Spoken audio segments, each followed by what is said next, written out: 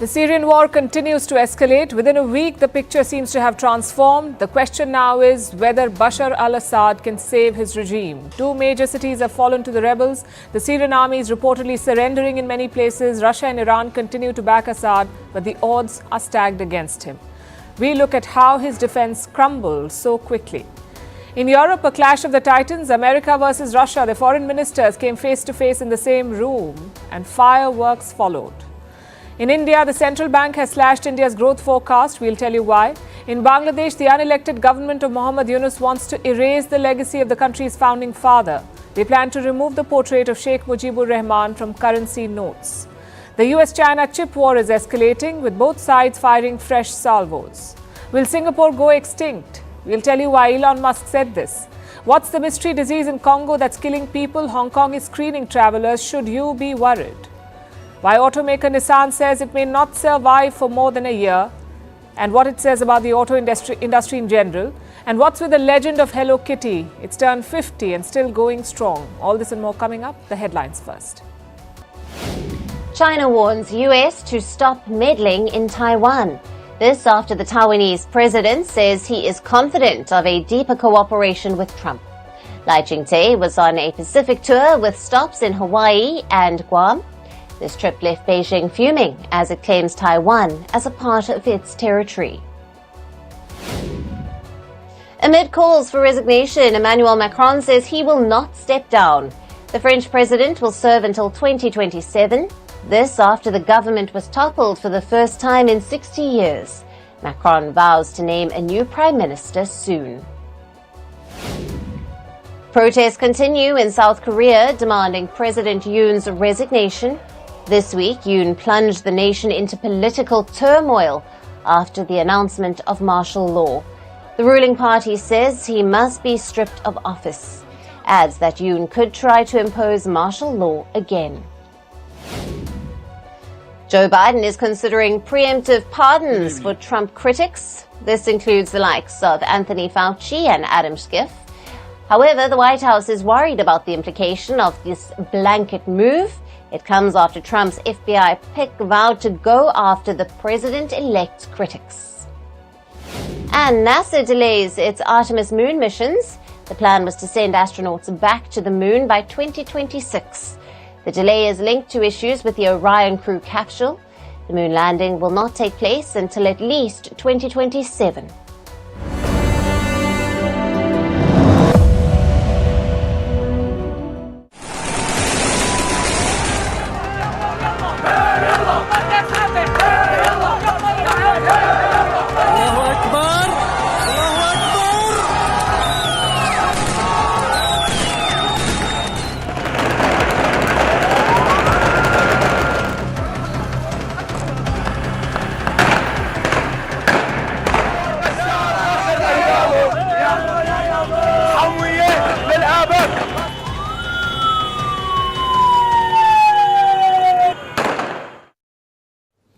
The Syrian war is reaching an inflection point. In a span of 1 week, the rebels have captured two key cities, Aleppo and Hama, and they're aiming for Assad's citadel, the capital city of Damascus. Will it fall next?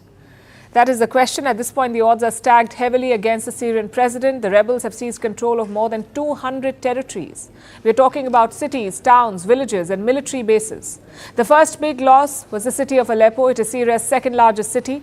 The rebels took control of it within 24 hours. And within days, Hama followed. Rebels could be seen celebrating openly in the streets after that.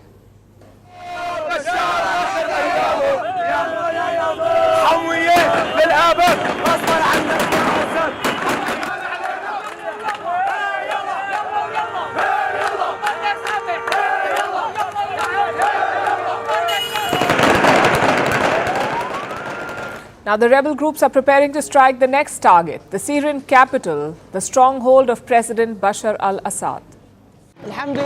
Thank God.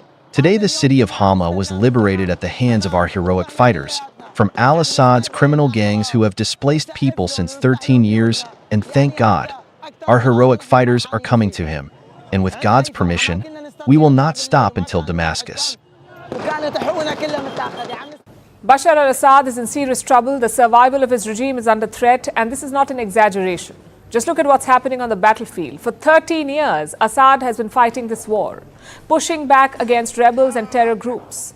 He never got a consummate victory. In all these years, he's not managed to completely defeat his adversaries, but he did contain them and clung on to power by confining the rebels to small pockets of territory.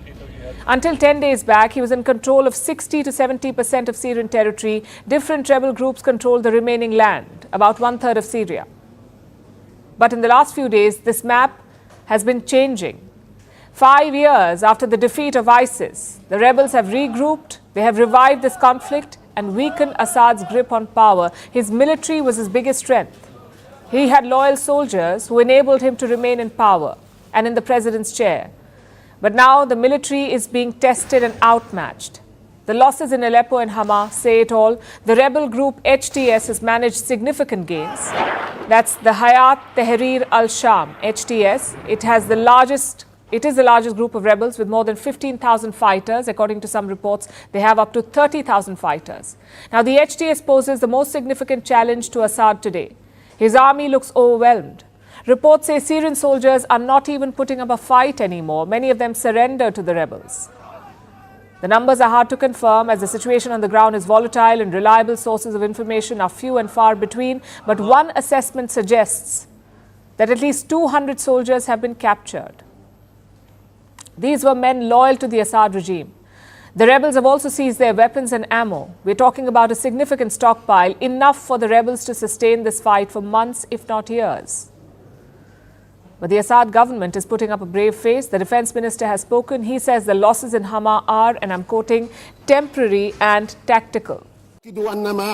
I affirm that what happened in the city of Hama today is a temporary tactical measure.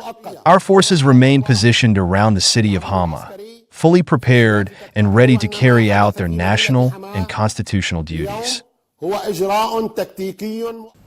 So what's their plan? How will Assad's forces retaliate? Yesterday, we received some reports. They said that the Syrian forces have launched a counterattack. They were trying to fight back in Hama, but by evening, they retreated. So by most accounts, the Syrian military seems to be in disarray, and that's not the end of Assad's problems. He's dealing with not just rebel groups, but also growing resentment from within. Remember, it started as a popular uprising against his regime in 2011. They crushed it with brutal force. Over the years, the sentiment has hardened. People are unhappy with the president. Syria's economy is in ruins. Between 2010 and 2020, Syria's GDP shrank by more than half. The currency has collapsed. $1 is now worth 17,500 Syrian pounds. The business community, or whatever is left of it, and Assad's loyalists are losing faith. And it's the rebels who seem to be gaining public sympathy. Look at these pictures. The rebels are releasing detainees from prisons. Where are you from? I am from Hama. May God destroy him. We got rid of him. May God punish him. We were 1,500 persons inside. Each 500 were in one room. May God punish him, similar to how he treated the people. May God bless you and be beside you, and until victory in Damascus, with God willing. Where does this leave the Syrian president? Completely dependent on his allies. I'm talking about Russia and Iran. Syria's military is crumbling. Its economy is already down in the dumps. And while Assad looks to Moscow and Tehran for support, it will have its limits. So far, both countries have vowed to back him. Russia has tried to tip the scales in his favor with an aerial bombing campaign on the rebels. Iran has reinforced Assad's forces by sending fighters. But the rebel offensive shows no signs of slowing, and if the momentum continues, if they maintain this momentum, Damascus could soon be in their crosshairs.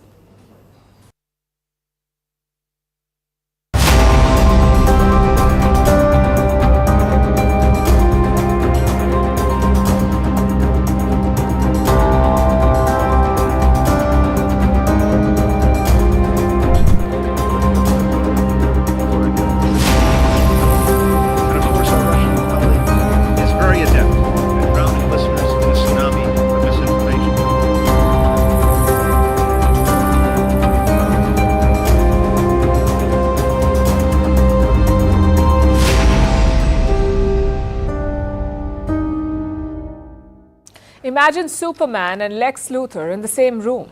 Sparks are bound to fly, and that's what happened in Malta yesterday. It's a tiny island nation in southern Europe, normally stays out of news, but yesterday it was the scene of a tense diplomatic face-off. Russia versus Ukraine and the US. I leave you to decide who is Superman and who is Lex Luthor. Anyway, Malta was hosting this meeting, the OSCE meeting, the Organization for Security and Cooperation in Europe, OSCE. It's a multinational security grouping. It includes nations from Europe, North America, and Asia. Russia is also part of this group. So Malta invited their foreign minister, Sergei Lavrov. It was a big moment for Moscow because Malta is also a member of the European Union, and this was Lavrov's first visit to an EU nation since the war in Ukraine, the first in almost 3 years. Last year's OSCE meeting was in North Macedonia, which is not an EU member, and before that it was hosted by Poland, which did not invite Lavrov. But Malta did. As expected, the meeting produced fireworks. Lavrov was seated at the round table with his rival counterparts, Antony Blinken of the US and Andriy Sybiha of Ukraine. Just as Lavrov started to speak, there was a walkout. The delegations from Ukraine, Poland and Estonia left the room. Take a look.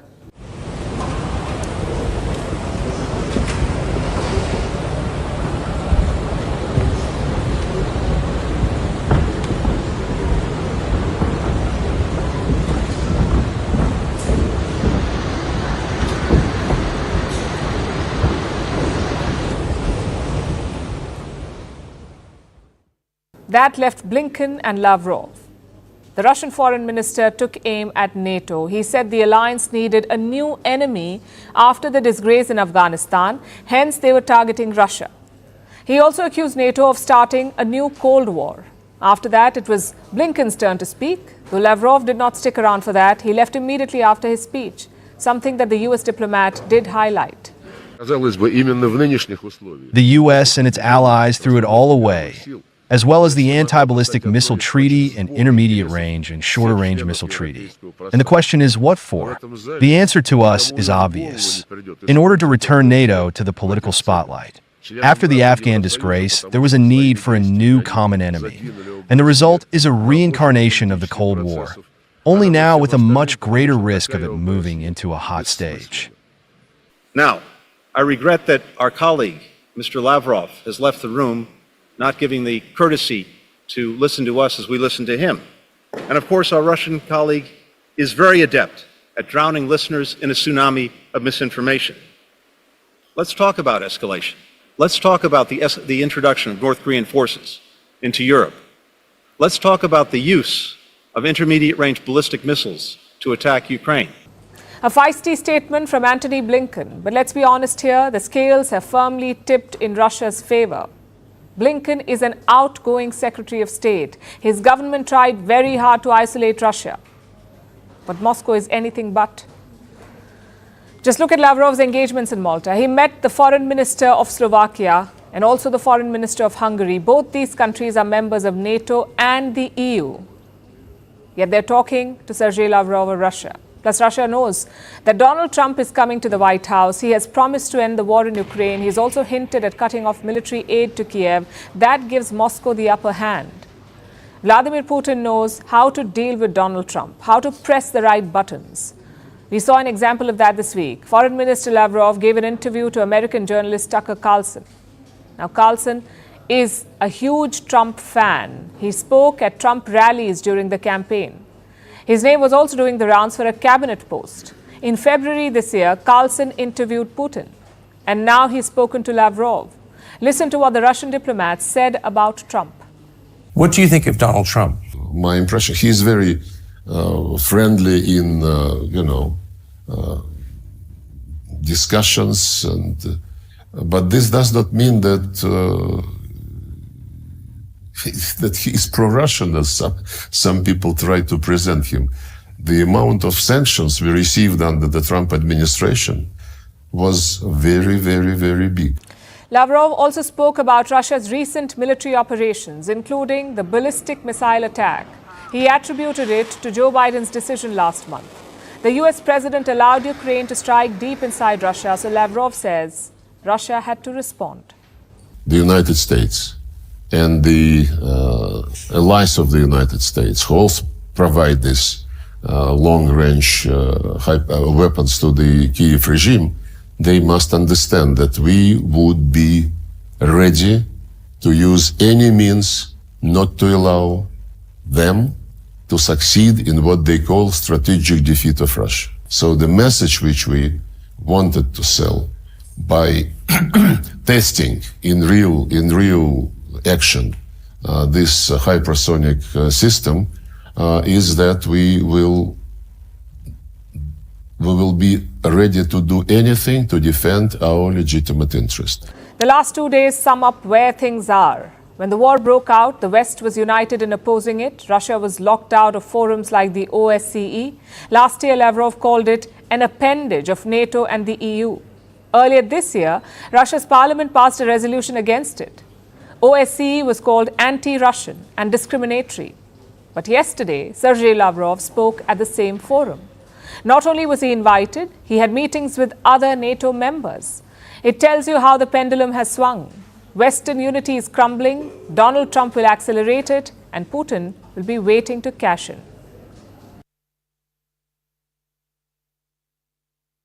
Let's turn to India now, where all eyes are on the Reserve Bank of India. We just had a disappointing GDP result, so the pressure was on it to cut interest rates to spur economic growth. As it turned out, the RBI resisted that pressure. They have kept the lending rates unchanged for the 11th consecutive monetary policy. But more importantly, they've also revised their forecasts. The RBI expected India's economy to grow by 7.2% in this financial year. That forecast has been cut to 6.6%. The inflation forecast has also been raised. Now, this policy came at a very important time, especially for the RBI's Governor Shaktikanta Das. His term ends next week. There is no word on a possible extension. Today, he was asked about his position at India's central bank. His answer is in our next report. It's a tough job being a central banker. Tough and often thankless.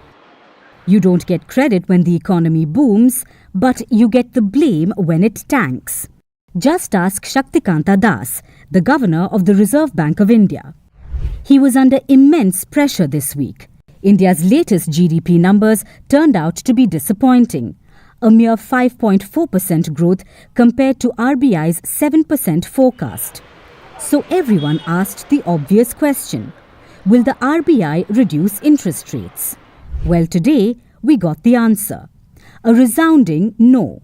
The RBI kept the repo rate unchanged at 6.5%. In fact, it hasn't changed in 22 months.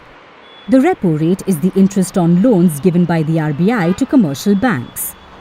The lower the repo rate, the cheaper our loans are, which is why cutting this rate spurs spending and economic growth. But not this time, because the RBI remains worried about a major factor, rising prices or inflation. India's inflation was 6.2% in October, which is a 14-month high. Cutting the repo rate would likely have increased that.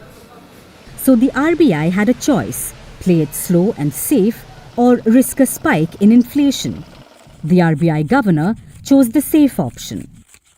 Food inflation pressures are likely to linger in Q3 of the current financial year and start easing only from the Q4 of the current financial year, that is from January to March. It's not all bad news though. The RBI did cut the CRR, or the cash reserve ratio. It's been reduced from 4.5% to 4%.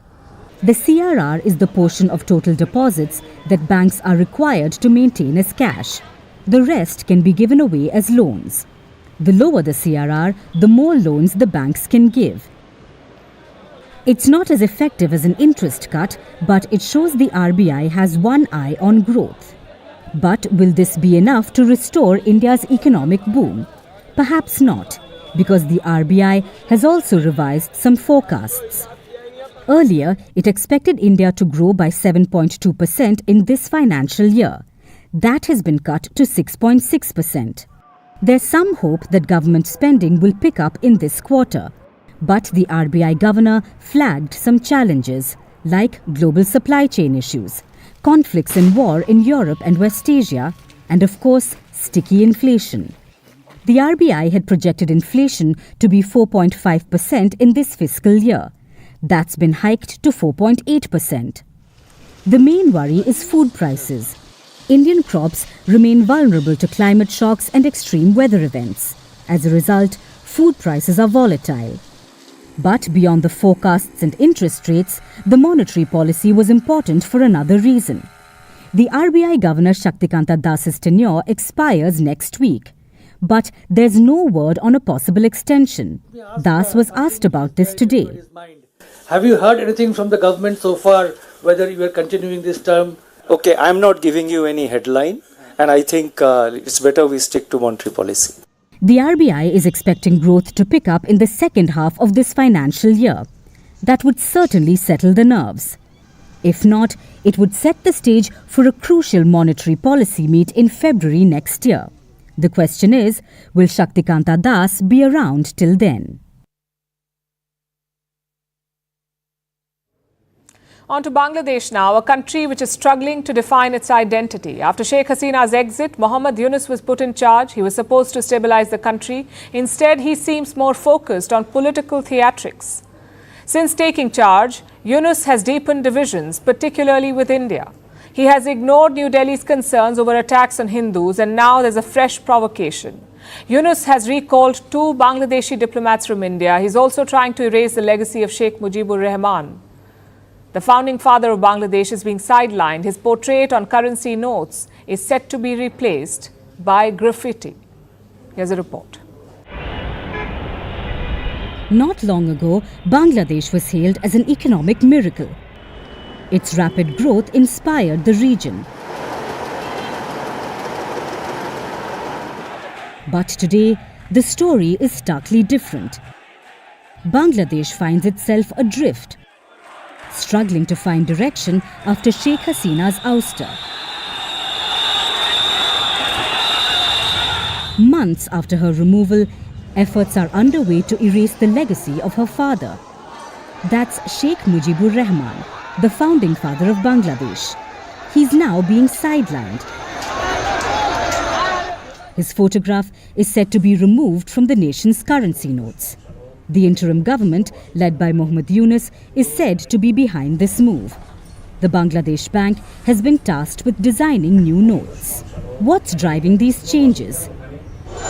The new notes will honor the July uprising, the revolt which led to Hasina's ouster. She fled to India on 5th August, paving the way for Nobel laureate Mohammad Yunus to take charge. He is now the chief advisor of the interim government. His officials are leading the redesign of the currency. The new notes will go beyond the protests. They'll also feature religious landmarks, Bengali cultural motifs, and graffiti. The redesigned currency is expected to roll out within 6 months. The new notes do little to reflect the reality of Bangladesh's financial struggles. The economy continues to face significant challenges. Inflation remains persistently high. The foreign exchange reserves are under pressure. Last month, they dropped below $20 billion. Dhaka's reserves now stand at around $18 billion. This is above the IMF's recommended threshold, but it covers only about 3.5 months of import expenses. Then there's the political instability. Tensions within the country remain high. Protests are becoming more frequent and intense. Just a few days ago, rival student groups clashed in Dhaka. Attacks against minorities like the Hindus have grown more brazen. Under Yunus, Islamists have gained new momentum. Earlier this year, he had lifted a ban on the Jamaat-e-Islami, a party of Islamists. Bangladesh would need help from its allies to get back on its feet, but Yunus is busy alienating them as well. Dhaka's relationship with New Delhi has increasingly come under strain. To make matters worse, Yunus has now decided to recall 2 senior diplomats in India. They were posted in Kolkata and Agartala. Bangladesh has consulates there. Recently, both missions faced protests. After weeks of turbulence, a reset might be on the horizon. Reports suggest that India's Foreign Secretary could visit Dhaka soon. Bangladesh also seems to be softening its stance on extraditing Sheikh Hasina. Reports say the Foreign Ministry in Dhaka believes this is not the right time to press the issue. The next few weeks might bring some relief to the strained relations. However, Yunus's actions so far give little hope for long-term stability.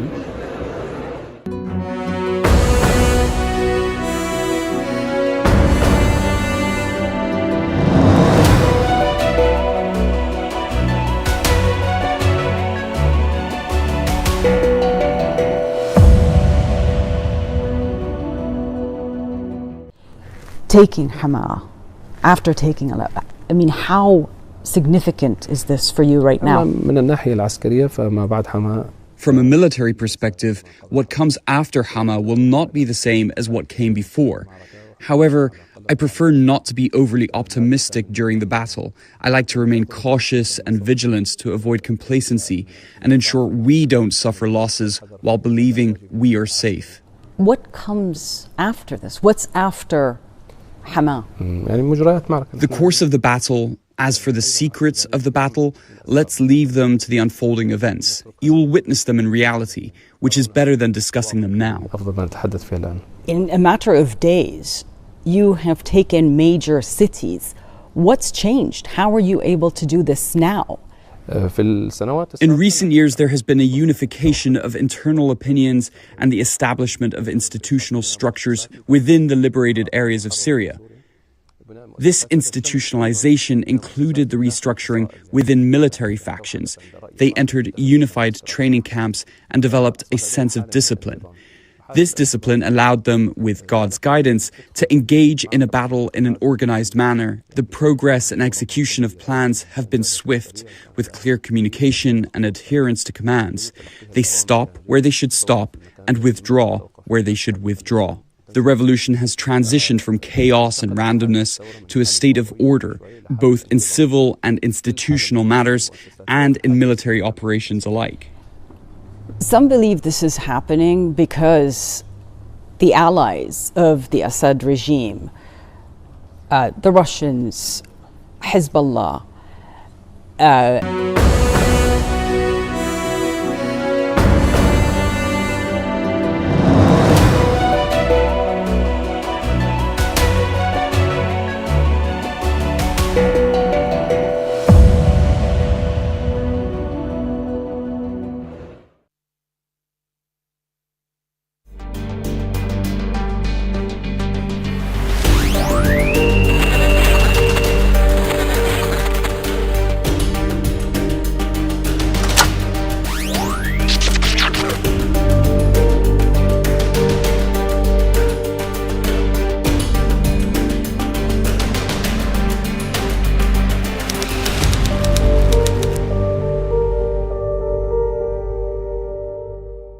The 20th century was dominated by oil. Countries fought for it. They scrambled to control it. For the 21st century, it's chips. Chips are the new oil. You cannot see them, but they're everywhere. From your phones to your cars to microwaves, chips are omnipresent, which makes them a $611 billion industry. Right now, two countries are battling to control it: the United States and China. On Monday, Washington drew first blood. It announced new sweeping restrictions. The target was China's access to advanced chips. This crackdown includes curbing exports to 140 companies, tightening control of chip-making gear, and stopping the export of US and foreign-made HBM to China. HBM stands for high bandwidth memory chips. They're used in high-performing computing applications like artificial intelligence. Basically, the US has one simple goal: stop China from developing advanced AI tools. That's what this new ban is about. And of course, China did not take it well. These actions severely disrupt the international economic and trade order, destabilize global supply chains, and harm the interests of both Chinese and U.S. companies, as well as the global semiconductor industry. We urge the United States to respect the law of the market economy and the principle of fair competition. If the U.S. insists on escalating control measures, China will take necessary measures to resolutely protect the legitimate rights and interests of Chinese enterprises. Beijing talked about retaliation and they walked the talk. On Wednesday, China banned the export of rare metals to the US. This includes gallium, germanium, and antimony. And why are they important? Because you need these metals to make chips. Now look at the numbers. China controls 94% of the world's gallium production, 94%.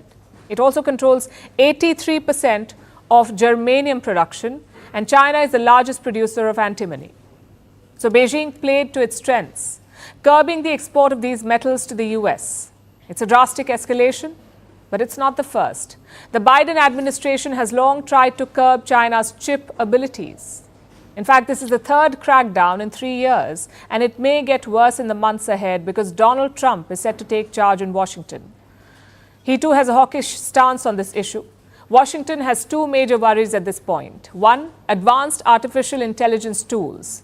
So far, the US has been leading the AI race, and it wants to keep it that way. It wants to maintain the lead. It cannot stop China from acquiring the know-how, so it is trying to derail the development process. The other worry is defense. Xi Jinping has big plans for the PLA, the People's Liberation Army, that's the Chinese army. A big part of it includes cutting-edge AI-driven weaponry. That's what China wants. But for that, they need technology. And that has left the United States spooked. So they're trying to restrict access. Basically, they're trying to ensure that China gets nothing, neither the hardware nor the talent. Now, this is a setback for Beijing. Its chip production industry is new. They're far behind the United States at this point. They need both technology and homegrown talent to beat Washington. The tech seems difficult to come by, but Beijing has come up with a new plan, a small giant strategy. You see, the US has a few major chip giants, a few companies, the likes of NVIDIA, AMD, even Intel. China does not want that. It wants small chip and tech giants, and a lot of them. Currently, Beijing has 14,600 small privately owned companies, 14,600 companies. They are driving this industry. 5,000 of them are working in new technology like AI. 90% are manufacturing companies. 80% operate in strategic industries, the likes of semiconductors and aerospace. China's plan here is to cultivate these obscure companies, pump a lot of money into them, grow them into important assets, and scale up the tech competition with the US. So it's going to be Washington's big companies versus Beijing's mini giants. And what's next? Trump has already made his intention clear. He will escalate this further. As things stand today, the chip war is far from over. It is in fact escalating. Two superpowers, each with their own strategy. The United States wielding its technological might and China mobilizing an army of small companies. It's a battle that could well define the world in the years ahead. And it's not just about chips. It's about who will dominate the 21st century. Singapore is going extinct. That was Tesla CEO Elon Musk's big tweet on Thursday. The comment was a response to a post about Singapore's baby crisis. And it's not just Singapore. Musk thinks a lot of countries will go extinct. He has not named them. But earlier this week, South Korea made headlines for the same reasons, on being the first country to disappear from Earth. The headlines itself may sound alarming, but the reason is very simple. The dropping fertility rate across the globe. The ideal fertility rate required to sustain a population is 2.1. In some countries, it has dropped below 1, and that has sparked concerns. So is Singapore really facing extinction? Which other countries may go the same way? Our next report tells you. In every corner of the world, the signs are becoming harder to ignore. Once bustling towns grow eerily quiet. Schools shut their gates for good. Entire villages vanish. Humanity, for centuries, has thrived on the foundation of growth and reproduction. But now, the numbers tell a chilling story. Birth rates are plummeting. Populations are aging. And the survival of nations hangs in the balance. A stark warning came from Elon Musk. He tweeted, "Singapore and other countries are going extinct." The reason? Falling fertility rates. Singapore's fertility rate has been declining for some time now. But in 2023, it fell to a historic low of 0.97. This refers to the number of children a woman is expected to have in her lifetime, and it has left the city-state alarmed. So Singapore did what all governments do. It tried to throw money at the problem. But even that did not help. Singapore's baby crisis is because of a couple of reasons. The cost of living crisis, the expenses of raising a baby, and the difficulties managing work and family commitment. Just offering parental leaves or cash incentives doesn't make them go away, and it's the same situation in many countries across the globe. Like South Korea, earlier this week, it made headlines on how it could be the first country to disappear by 2100. The reason again was a population crisis. South Korea already has the lowest birth rate in the world. In 2023, it fell by another 8% to 0.72. If the trend continues, in 50 years, nearly half the population will be older than 65. Japan, too, has a similar trajectory. It was once the world's 11th most populated country. But its population is expected to have before the end of the century. Japan now sells more adult diapers than baby diapers. Then, there is China. Until recently, it was the world's most populous nation, accounting for a sixth of the global population. But Beijing too is dealing with falling birth rates, and this isn't just a developed country problem. In 2023, Brazil showed the slowest population growth on record. So this is truly a global problem. In 1950, the average woman had 5 children. Today, that number is just over 2, and in many developed nations, it's far below that. For a population to hold steady, the number should be 2.1. So, what's driving this global phenomenon? The reasons are complex and intertwined. Rising urbanization, the high cost of living, and shifting cultural norms all play a role. Many young people are delaying or foregoing parenthood altogether. That is due to financial instability and career priorities. Women's empowerment too plays a role. Access to education allows more women to choose if and when to have children, and this is an economic catastrophe. Fewer people mean fewer workers, fewer consumers, fewer taxpayers. National economies are built on demographic momentum, and that momentum is grinding to a halt. The cost of an aging population will be astronomical.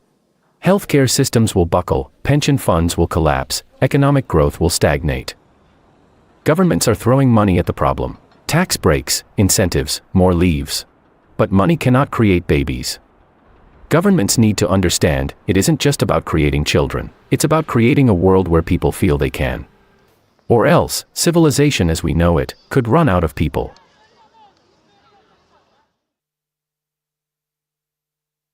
Disease X, that's what it's being called. It's a mysterious illness, and it is circulating in a remote part of Africa's DRC, Democratic Republic of Congo. So far, at least 376 cases have been reported. About 200 of them are among children younger than 5, and 79 people have died. These are the government figures.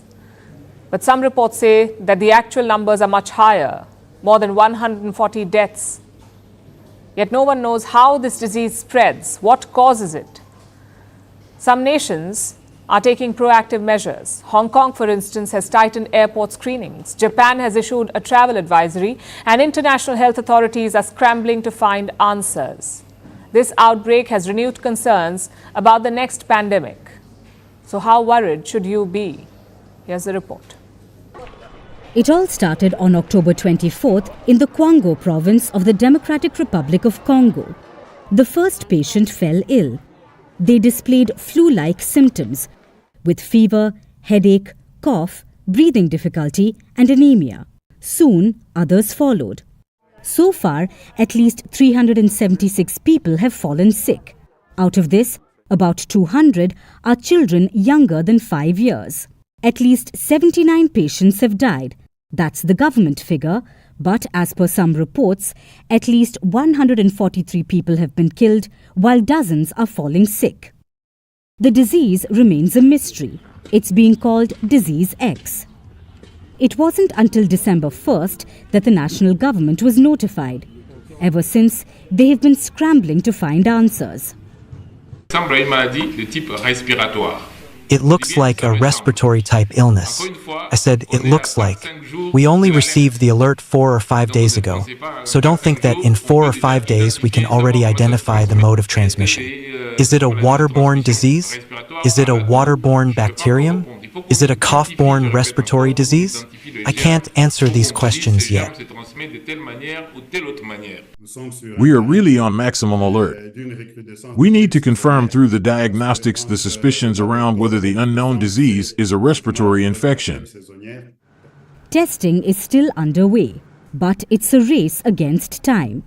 And while the disease is circulating in remote Congo, the entire nation is on alert.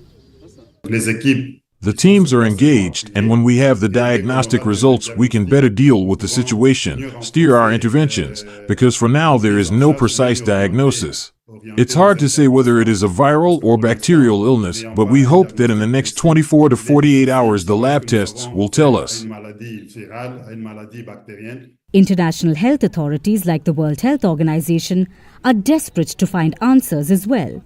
Some countries are taking precautions. Hong Kong has tightened health screenings at the airport for visitors arriving from Johannesburg and Addis Ababa. These are the two African transit hubs that ferry travelers from the DRC. Japan is also on alert. Their foreign ministry has advised people against unnecessary travel to the region affected by the outbreak. While many questions remain unanswered, this outbreak has renewed concerns of the emergence of a new pathogen. It may have the potential to spread across the world. We could witness a new pandemic just a few years after the Wuhan virus forced countries to shut down borders and brought entire nations to a standstill. So, should you be worried? When it comes to disease X, no one is sure yet. Researchers claim they will have an idea in a few days when the test reports finally come. They are tracking the outbreak. But international scientists also say that the possibility of a pandemic is always there. A new report is out. Researchers in China claim that the world is on the brink of the next pandemic, with evidence of new pathogens, cases of bird flu, and virus strains found in the wild now infecting humans. The birth of a pandemic may be random, but it's in our favor to be prepared. Our next story is about the fall of an icon, the automaker Nissan. It used to be everywhere at one point, in the Fast and Furious movies, in console games, and in magazines and toy sets. But now Nissan is on life support. The company may not survive beyond 2025. And who is saying this? Senior executives at Nissan. They say the company can survive up to 12 or 14 months. It needs to find a major investor by then. If not, Nissan could go bankrupt. The CEO has also admitted that hard times are ahead. His name is Makoto Uchida. He's planning to cut 9,000 jobs. He will also reduce production capacity by 20%. Plus, he's taking a pay cut himself. The CEO is forfeiting half of his salary. All of this is expected to save $2.6 billion in costs. It's a big figure, but it's not going to be enough. So tonight, we're focusing on 3 questions. How did things go wrong with Nissan? What does their future look like? And what does it say about the auto market in general? Let's start with Nissan. It was founded in the year 1911 in Japan.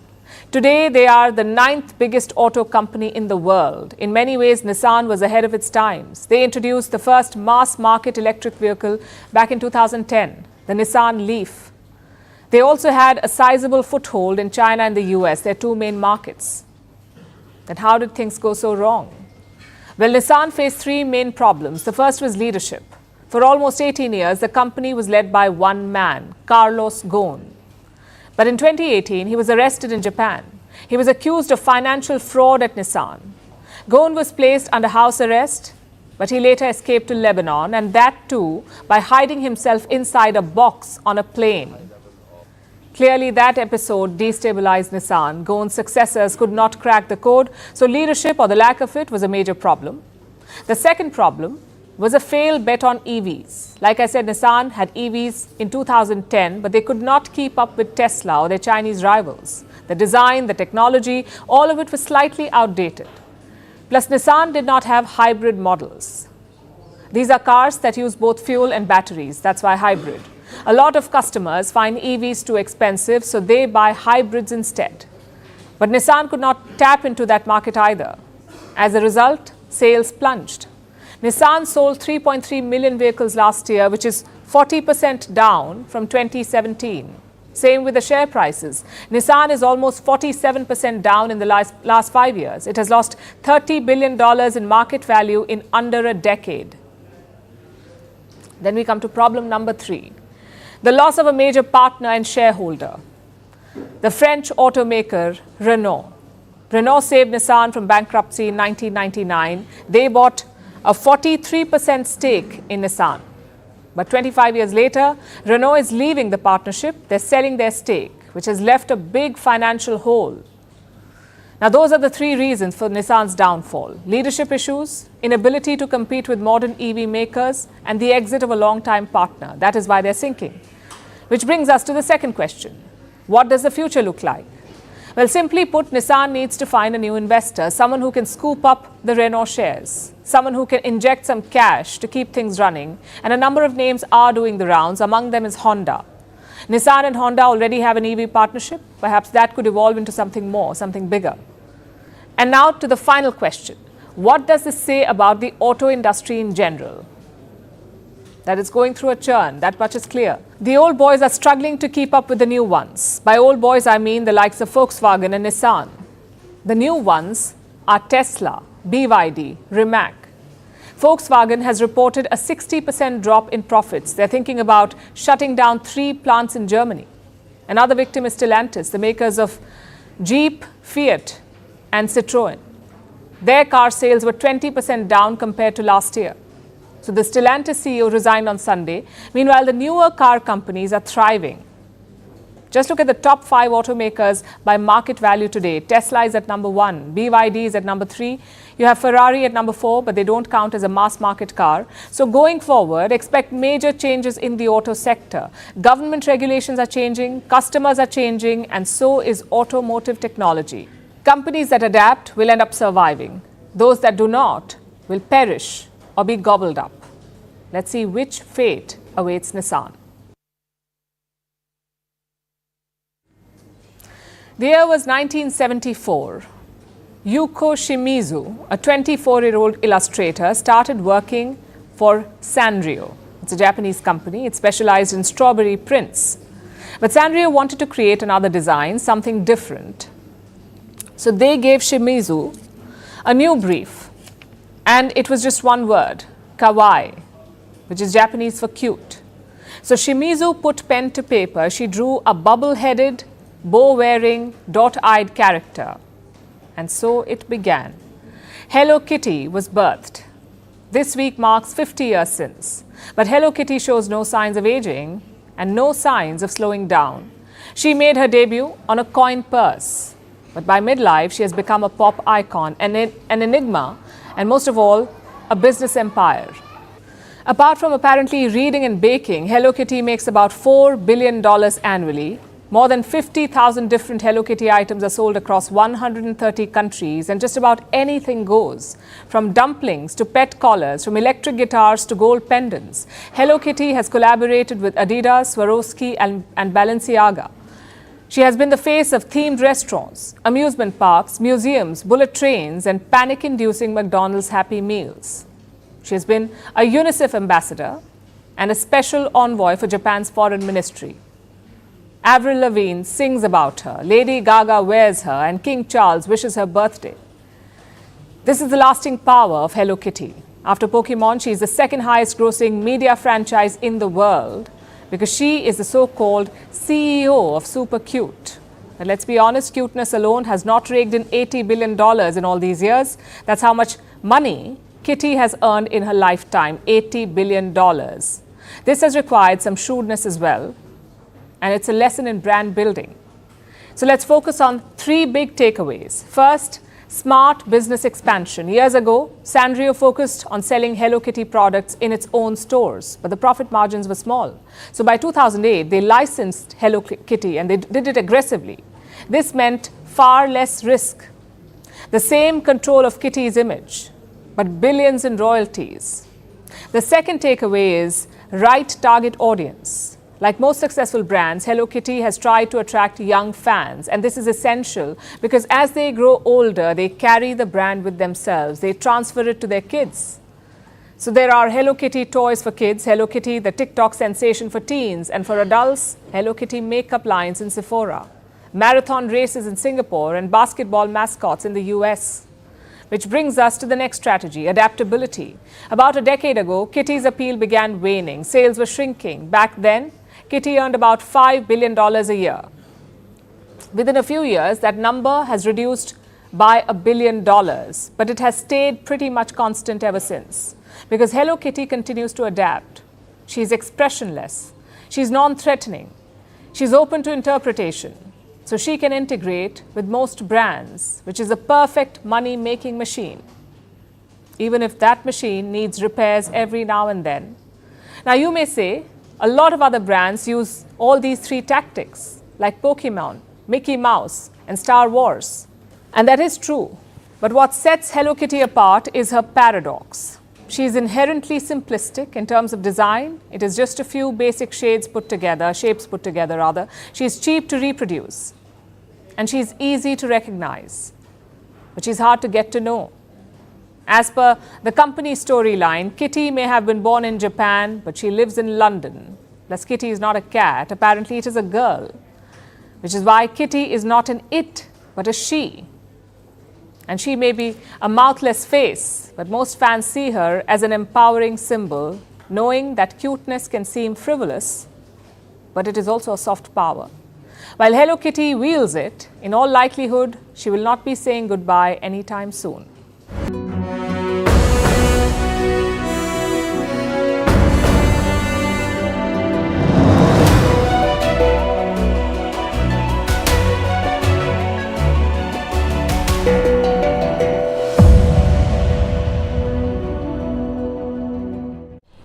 Taking Hama, after taking Aleppo, I mean, how significant is this for you right now? From a military perspective, what comes after Hama will not be the same as what came before. However, I prefer not to be overly optimistic during the battle. I like to remain cautious and vigilant to avoid complacency and ensure we don't suffer losses while believing we are safe.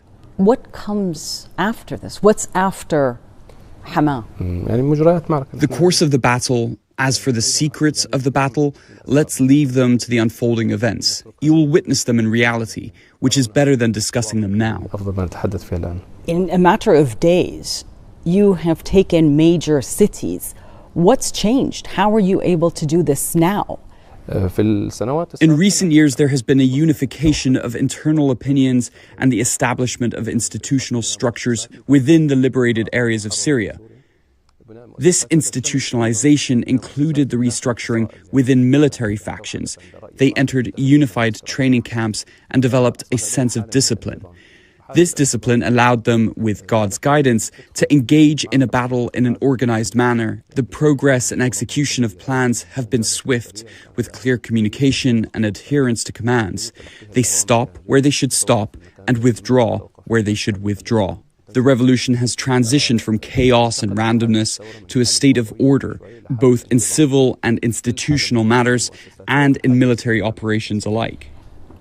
Some believe this is happening because the allies of the Assad regime, the Russians, Hezbollah, Iran, that they're weakened, they're preoccupied with other wars. And this is why we are seeing this happen right now. And the Syrian...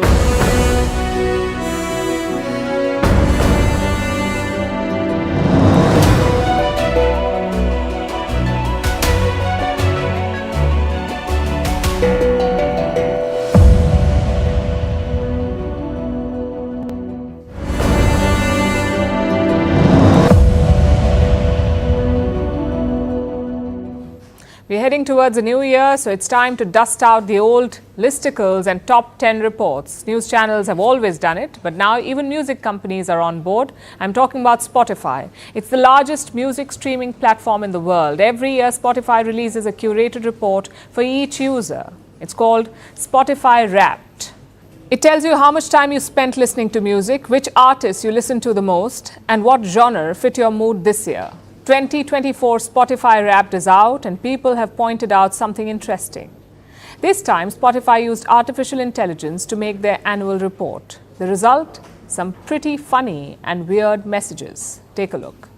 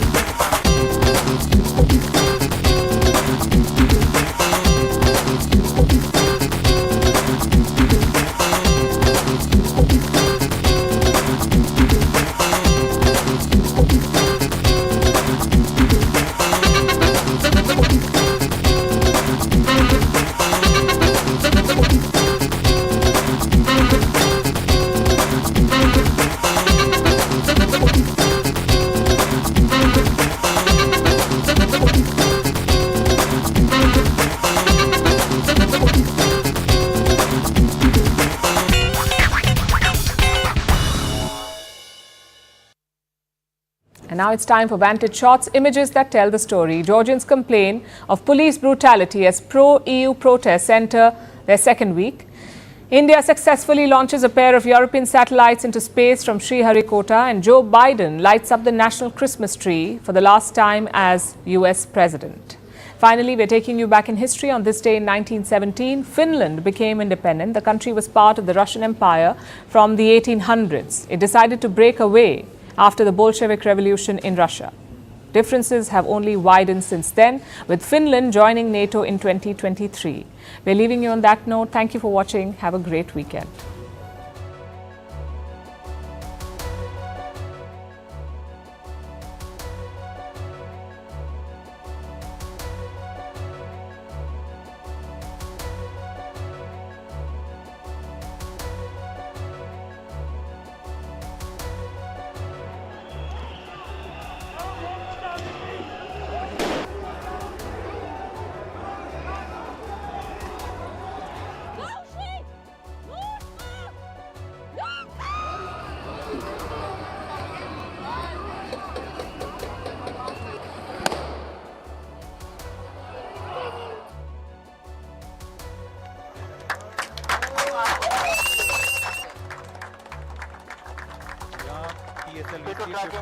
promotion यान का सफलतापूर्ण उत्थापन range operation director ने भी इसकी पुष्टि कर दी है।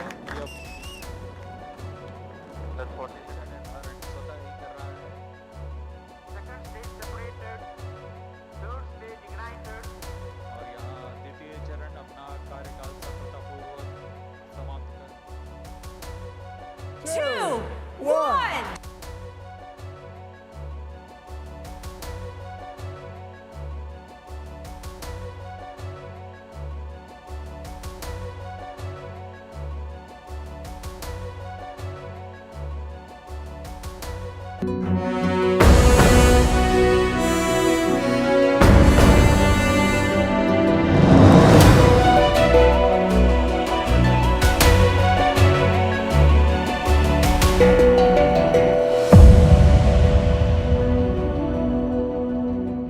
Greenlam Laminates presents CNN News 18 Primetime Studio.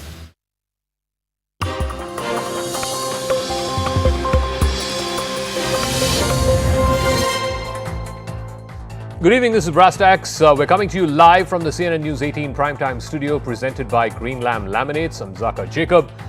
It's been yet another day of Parliament washout as the government and the opposition, especially the Congress party, face off on the issue of Adani crony capitalism versus George Soros-funded OCCRP backing what the BJP alleges is the Congress's anti-India agenda.